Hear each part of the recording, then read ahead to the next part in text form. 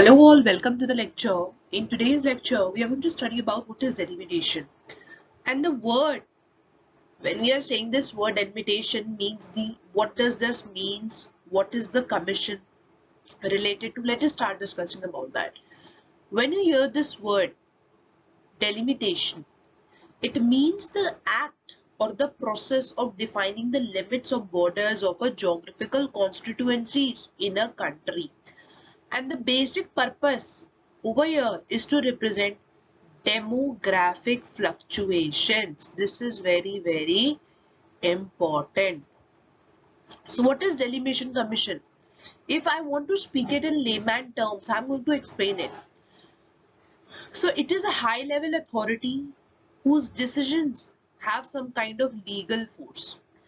And its decisions cannot be challenged in a court of law. That is how important is the Delimitation Commission is. So the orders are placed before the Lok Sabha and the respective legislative houses, but no changes are authorized further.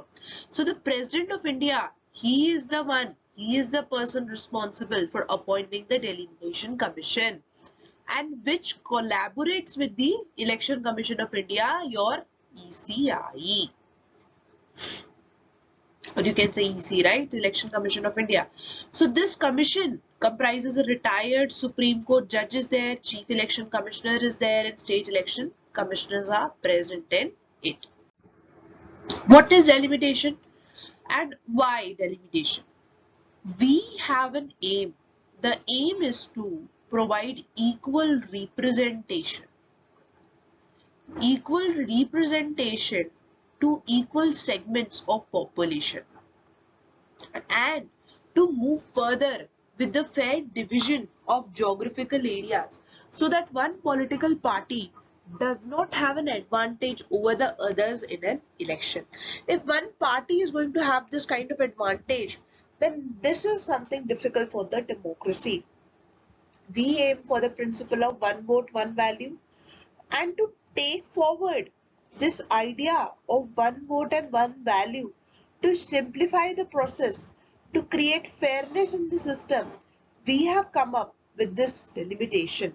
So equal representation to equal segments of a population is something that we all desire for.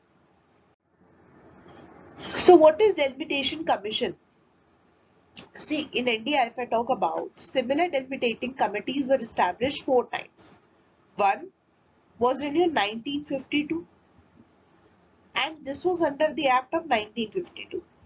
Then in 1963, then in 1973, and then in 2002. Over here, what is important is to discuss about the article, that is Article 82 of the Constitution of India. So Article 82 of the Constitution says the Parliament must pass a Delimitation Act following each census. So following the Act's enactment, the central government appoints a Delimitation Commission. Now, the Delimitation Commission has been constituted to demarcate the parliamentary boundaries, and that too under the Delimitation Act. So as a result, the current constituency is established based on the 2001 census that are there. They are going to remain in effect until the census of 2026. So in India, the Delimitation Commission is a very important body, a high level authority whose rulings we just talked about have the force of law, and they cannot be challenged in any kind of court. This all makes it more important when the rulings are not being challenged anywhere. With this, you can get the idea that how important this commission is. What is the Delimitation Act?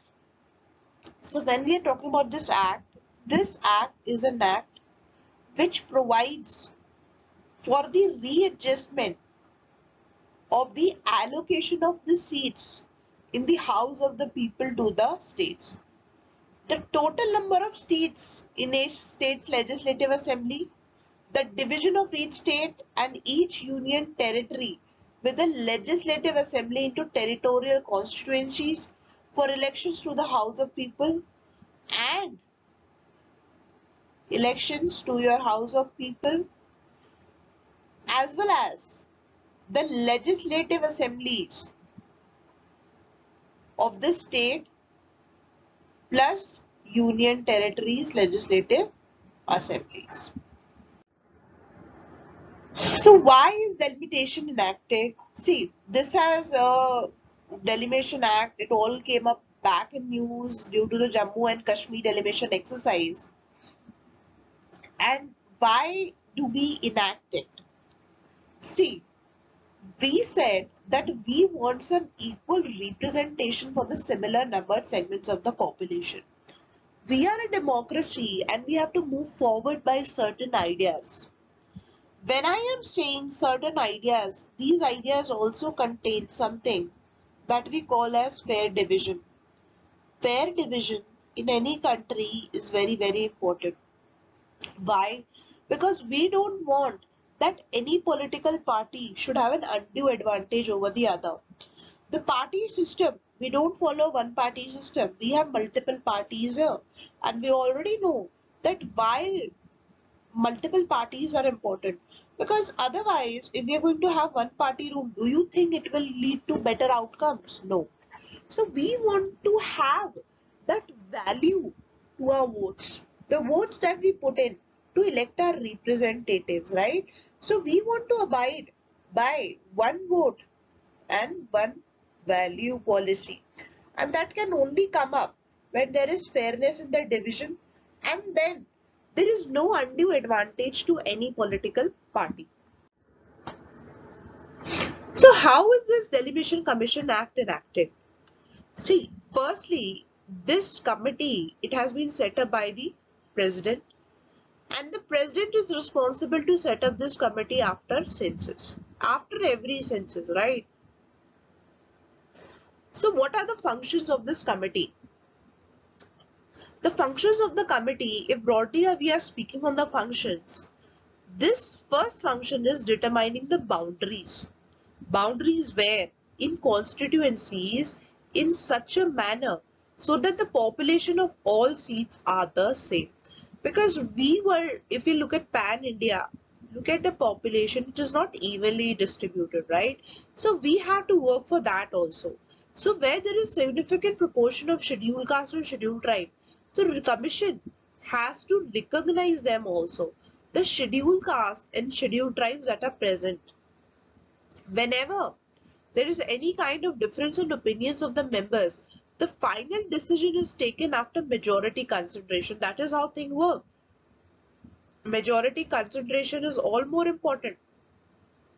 So the committee releases the draft proposals for the general public in gazettes and regional language newspapers also, so that we can have more of the, people should be made aware of that.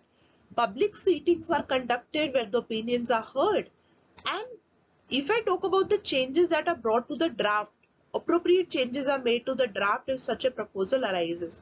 So the final order that comes up is then published in a gazette and the president takes the final call on this. So this is how the things work on and how is the Delimitation Commission Act enacted. But it's not everything is the way it is looking at. If we look at it in the positive perspective only, there are certain problems also. One thing that is problematic here is that states that take little interest in population control, they can have more number of seats in parliament. If you look at the north-south divide over here and look at the country, the southern states, they have promoted family planning always.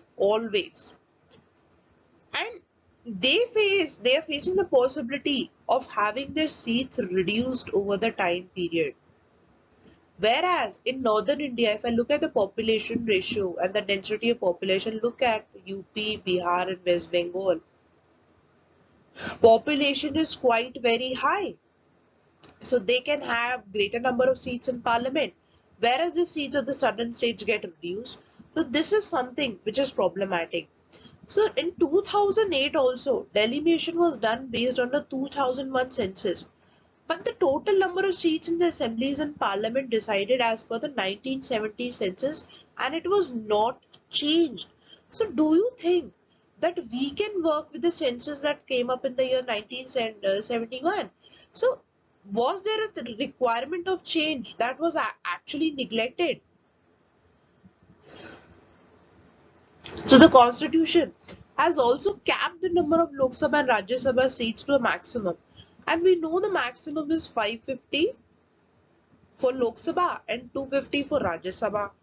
And if I look at the population of the country now, and what was the population during the time of independence, and we are seeing that this is a problem now, right? Because with time we have to see the changes also. And increasing populations are being represented by a single representative. Does that mean we are correct? So somewhere working is required in this particular issue, that whether one person can come up single representative of such one big populations. So is there a requirement to even build up the capacity of the parliament in terms of people? Because that cap that has been put up, it isn't justified right now. So what are the steps that can be taken? So firstly, and the foremost important thing is that a national consensus exercise should be started so that we can sort out the issues before 2026. Now, there is also a weightage that is given by the Finance Commission to the population. It can be reduced to 10% or we can say 5%, right? So we have to look way forward for that. So where we can work, where more of the things can come up. So overall, in today's lecture, we have discussed about Delimation Commission, what is Delimation Act we have covered up, and the benefits and some of the concerns and the problems associated with that. So thank you. With this, we end the lecture here.